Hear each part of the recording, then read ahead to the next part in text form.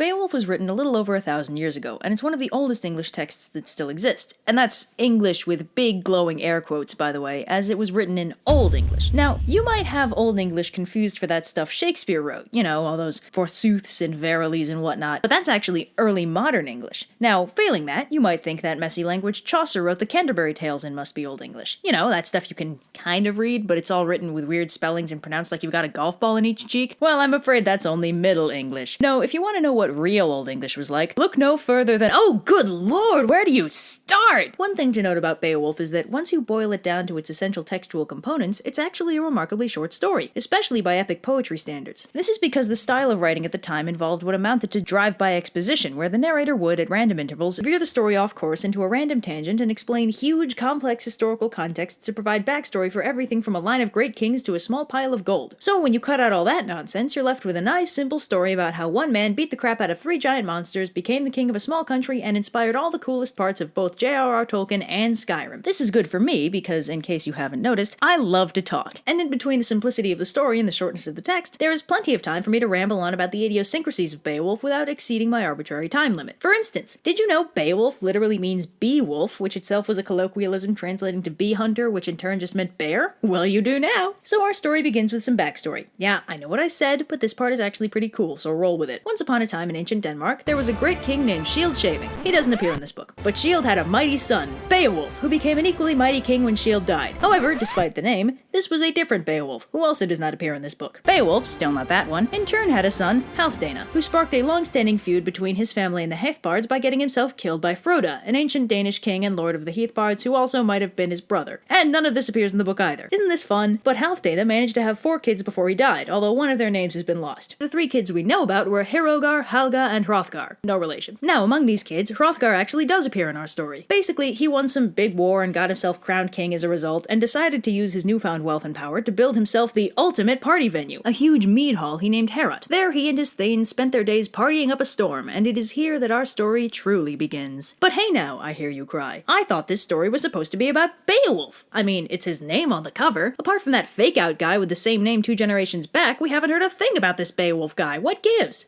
Well, geez, you're pretty impatient, aren't you? I get your hopes up by telling you this story's gonna be short and this is how you behave? Shame on you. Besides, I wasn't finished. See, this story happened a long time ago, in that magical, poorly defined time period in which it was widely accepted that ghoulies, ghosties, and long-leggedy beasties of all ages were just sort of roaming around causing trouble. And in Hrothgar's neck of the woods, the nastiest of these monsters was an ugly piece of work named Grendel. Grendel, we learn, is a big, ugly giant descended from the original bad guy, the biblical Cain, and he lives in a grody swamp near a lake full of monsters, called, aptly enough, the Lake of Monsters. But the construction of this new mead hall starts disturbing his natural habitat, largely because the sounds of the 24-hour party circuit happening 10 feet from his house cause him to become just a touch crankier than usual. Now, Grendel has a Grinch complex the size of East Texas, and when he hears the near-constant partying coming from Heorot, he gets a doozy of an idea of the terrible, awful variety. After all, the easiest way to stop the party is to kill everyone partying. Well, you gotta give him points for efficiency. So that night, Grendel scoots on over to the mead hall, busts down the door, kills 30 of the thanes, and skedaddles back on home. This violent party crashing becomes something of a nightly trend, which is disturbing for a variety of reasons, not the least of which being the fact that a rampaging hellbeast murdering a bunch of their friends didn't kill the party atmosphere the first time it happened. But we must not forget that these fine fellows were Nords, one of the most famously testosterone-poisoned cultures in all of human history, so it should come as no surprise that it takes several more late-night murder trips from Grendel before Hrothgar considers calling on their buddies, the Yeats, for a little bit of help. Either he got tired of losing his thanes, or he got tired of replacing that stupid door every day. Either way, it's time to call in the cavalry. Enter the Storm Yeats, led by Beowulf!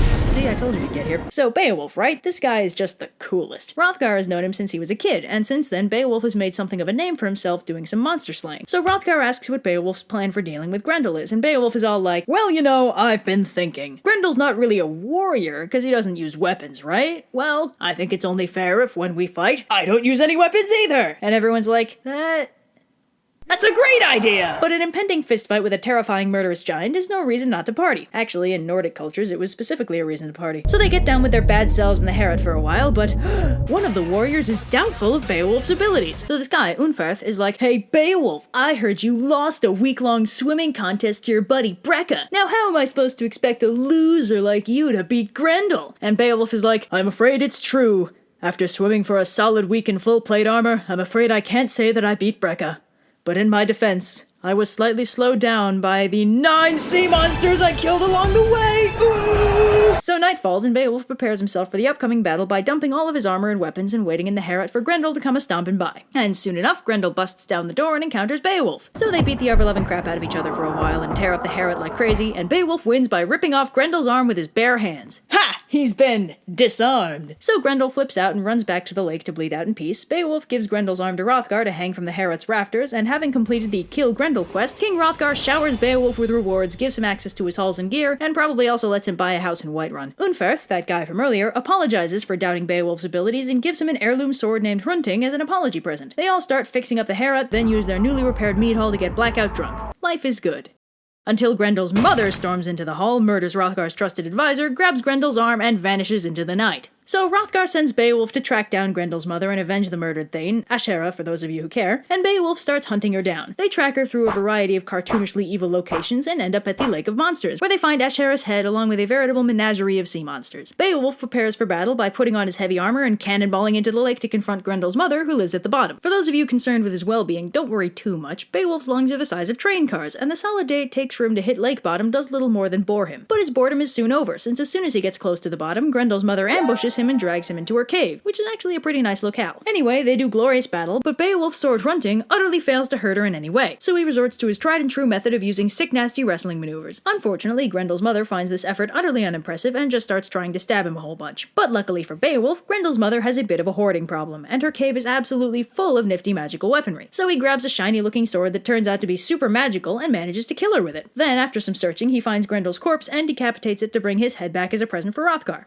Funny story about that. As it turns out, both Grendel and Grendel's mother were totally immune to mortal weapons, but that sword Beowulf grabbed had been forged by giants and was thus capable of hurting them. Why Grendel's mother kept the one thing capable of killing her within arm's reach is probably the subject of much scholarly debate. Unfortunately, this kick-ass magical sword appears to have been one use only, since after Beowulf uses it to decapitate Grendel, the blade straight up dissolves. So Beowulf swims back to the surface with Grendel's head and the sword's hilt, both of which he gives to Hrothgar. He's showered with gifts again, partying happens, etc., etc. Then, Beowulf and the Yeats, having done all the monster slaying they felt obligated to do, sail back to their homeland, where Beowulf presents their king Hygelac with a bunch of treasure and is lauded as a great hero. As thanks, King Hygelac gives him a fancy sword, a bunch of land, and a really nice house. My god, this is Skyrim. But before we go any farther, let's talk about that one-use-only sword, because it's actually really interesting. So first of all, the hilt is carved with vaguely biblical scenes about how the giants were wiped out by the Great Flood in an effort by God to wipe out all evil. The hilt is also covered in Norse runes, implied to be some kind of magic, which is interesting because traditionally pagan magic and Christianity didn't exactly get along. And the other cool thing about this sword is that it was described as damascened, that is, having been put through the process to create Damascus steel. Now, for those of you who don't know, Damascus steel is a legendarily tough metal whose forging process has been lost, which has endlessly frustrated modern metallurgists since there are a ton of Damascus steel blades lying around, and you'd think we'd be able to reverse engineer something. But no, every time we try, we just keep finding weirder and weirder things about Damascus steel that makes us want to know how to make it even more. For instance, not only do the blades look super cool and magic, kind of like liquid metal, they've actually been shown to contain carbon nanotubes. Carbon goddamn nanotubes. How does that even happen? But anyway, back to Beowulf. So King Hygelac and his next of kin go the way of all badasses, and Beowulf finds himself crowned king of the Yeats, who he manages to rule without incident for a solid 50 years. That is, until some rando manages to piss off a dragon by stealing a cup from its hoard. And hey, guess what? Beowulf has another monster to fight. For background, the dragon had been chilling for the past god knows how long in a barrow full of gold. The barrow was a burial mound for a troop of warriors from some ancient and noble race, and it had been filled to bursting with fancy treasure. The dragon lived there undisturbed until some tricksy hobbit snuck in and stole his favorite teacup or something. The dragon objects to this rather strenuously, and decides to hunt down the thief the old-fashioned way, by burning everything in sight on the principle that he's gotta hit the criminal eventually. And hey, if this is reminding you of anything...